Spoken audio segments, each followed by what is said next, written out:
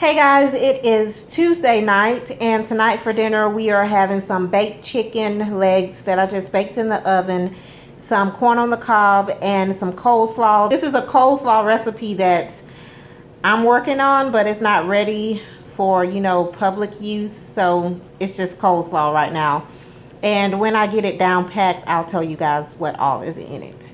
But this is what we are having for dinner tonight. Hey guys, tonight for dinner we are having some hamburgers and fries. Well, Steven has hamburgers. He has 2 hamburgers and fries, and I have a cheeseburger with fries.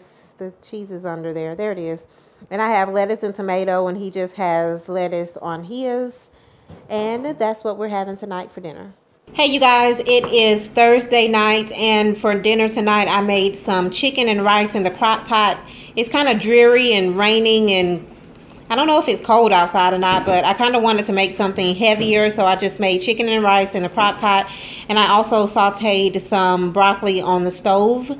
So this is what we are having tonight for dinner, chicken and rice with broccoli. Hey you guys, today we are having tacos, and Steven has 4 tacos, and he just has some ground meat with some salsa and lettuce on his.